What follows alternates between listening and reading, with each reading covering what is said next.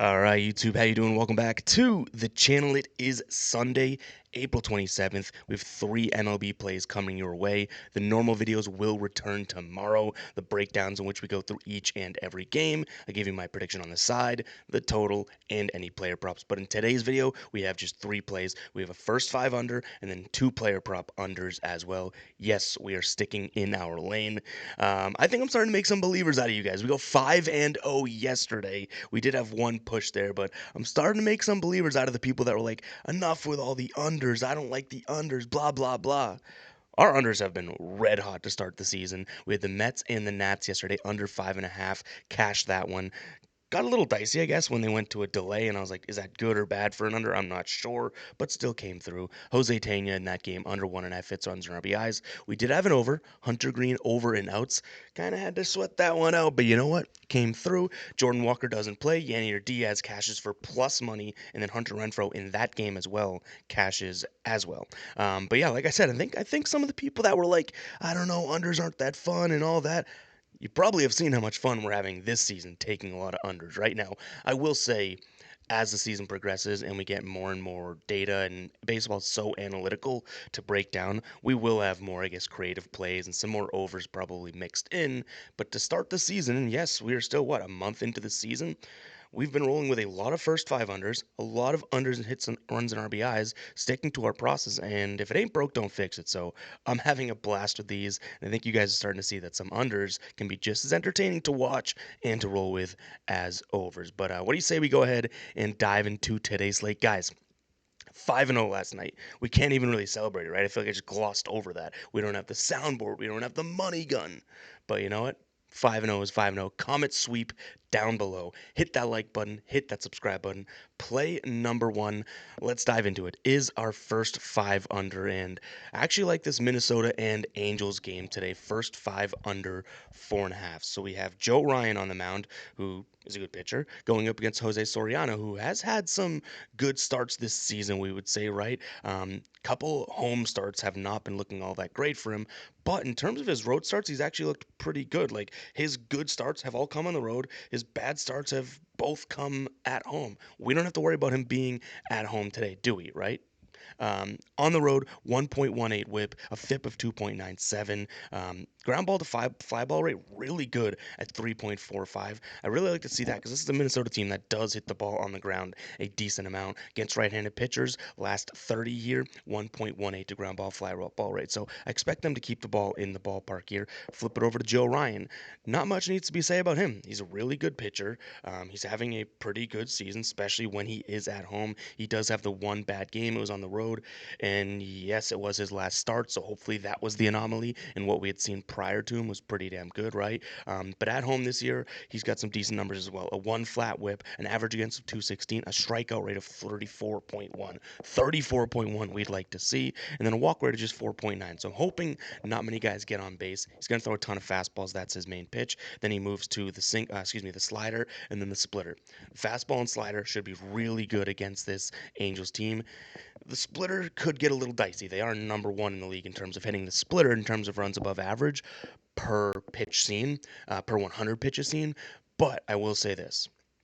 He only throws that 15% of the time. The fastball makes up nearly 60% of his pitch arsenal, and the slider makes up nearly 20%. So 70% of his pitches, we should see the bottom 10 ranked team against the fastball, and then the bottom 7 ranked team against the slider. So hoping that we can go out here and see Joe Ryan perform pretty well in terms of these guys and how they've, I guess, lived up to the first five this season. Soriano has hit the over in three of his five, so that's not all that great, but it's been his team for a few of those games that have gone off. So it's like he's pitching okay in the first five, other than that start against Pittsburgh, I would say his blow up start.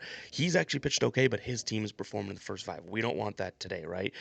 He's gone two of his three games hitting the under on the road. He's on the road today. We flip it over to Joe Ryan, who on the season, has hit the three of his five starts, so 60% of his starts have gone under in terms of first five. And at home, his last one was a good one, and the other one against the Astros at the beginning of the year, that was one of his rough starts, I guess we could say. So hoping that we have two good starts out of these guys. I think they're in decent spots and primed and ready to go. So there we go. First five under 4.5 as our first play of today. All right, now we move on to our couple player props here. First up, we're looking at Kansas City Royal Jonathan India under 1.5 hits, runs, and RBIs. He's at the under here in 72% of games to start the season. When at home, he's hit it in 64% of games. At home against righties, 58%, and then against righties in general, 68%. He's going up against Hunter Brown today, who he's 0 for 3 against in his career. He's batting just 205 against righties, which is a little bit better, I guess, than like you could say against his normal average if we look at that, batting at 202. But 205 still is not the best of averages, right? But we flip it over to, did I say he's going up against Joe Ryan? He's going up against Hunter Brown. Now we talked about Joe Ryan last pick. I'm a little confused. Hunter Brown is who's pitching for the Astros here. Hunter Brown against right-handed bats, which Jonathan India is. We have him at a 135 batting average against a WOBA that drops down to 156. He's going to throw a ton of fastballs in which Jonathan India hits it kind of mediocrely. He's not all that great against a fastball, but he's not that terrible. I think we're going to get him in the next few pitches. The sinker, the changeup, and the curve are all pitches that I do like Joe Ryan throwing. It's really going to be that sinker in which his numbers go down to a 243 WOBA. He doesn't strike all that much against them, but he does put it in play at a bad launch angle and keeping it in the ballpark, right? So if Jonathan India does get to Hunter Brown here, he'll hit the fastball, but hopefully on the ground, and he'll hit the sinker, hopefully on the ground as well. Against the fastball this year, yes, his WOBA, like I said, is kind of mediocre and whatnot, but he does have a minus 1.8 runs above average against it, and against the sinker, a minus 2.7. So the first two pitches he'll see, technically, with in runs above average does include a weighted WOBA, or WOBA weighted per, 1,000 or 100 at bats, whatever it is, it does turn to a negative. So at some point you can dig down the rabbit hole here and make a case that Jonathan India does not hit the fastball and does not hit the sinker all that well, which is very, very important here because that's what we're going to see from Hunter Brown, who also has some crazy numbers this season. On the year, he's got a 1.16 ERA, 0.74 WHIP, a FIP of 2.02. Expected FIP, you're probably like, oh, that probably jumps up, right? 2.7, barely jumps up. 163 average against right-handed bats, which again is what we're going to see Jonathan India bat from. 0.55 whip, 1.55 FIP, an average against of 135, and a K rate of nearly 30, and a ground ball rate of 2 flat, 2.0. So even if India makes contact here, I think he keeps it on the ground, meaning there's not going to be many chances for him to go out there and with one swing of the bat get in scoring position, or hell, hit a home run, something like that, right? Which I would say with him, we're more worrisome, or should be more worrisome, of him getting the ball, into a gap, maybe stretching out to a double, and then being able to come around and score as a leadoff hitter, right? I don't even know if he's hit a home run this season, so not all that worried about that. Knock on wood, I just jinxed the hell out of it. But I am saying that, as long as this ball stays on the ground, we want Houston's defense to make some plays and get him out a few times. Then even if he does get on base, I love the idea of Hunter Brown being able to produce some ground balls to make sure he doesn't come around and score on another hard hit ball. So yeah, Jonathan India under 1.5 hits, runs, and RBIs. And then we move it into another under 1.5 hits, runs, and RBIs. Cal Rayleigh here. Can this get a little bit dicey? Sure, this would be the one that I'm looking at this being like, okay, well, if you're a contrarian, which a lot of people are, and I consider myself to some degree too when we're looking at some of our bets, right? Max Meyer's coming off a phenomenal start. He's pitching here against Cal Rayleigh, and Cal Rayleigh could, in theory, catch a hanging slider or a fastball or something like that with one swing of the bat and in under 1.5 hits, runs, and RBIs. The reason I don't think that he'll do that is, one, Max Meyer against left-handed bats has been phenomenal this season. He's got an average against of 190, which is, by the way, really good, right? We know that Rayleigh's going to be a switch hitter here, so we should see him on that side. He bats slightly. I would say he's not one of those switch hitters that it's like, oh, way powerful from one side or anything like that. From what we see, at least this season, fairly middle of the road for both, right? But ultimately, what I'm getting at here is he's going to see the slider. He's going to see the fastball. He will see the splitter. The splitter, I guess, could concern me a little bit, but ultimately, or the sinker, excuse me, I don't think that that's going to be the big pitch. It's really going to be whether or not Meyer's slider is working, whether or not he can get him to chase. And the dude has a chase percentage here of 37.5 and a swing and miss percentage of 15.4 this year. What I like about this play, if Cal Raleigh does hit the ball, I'm a little concerned.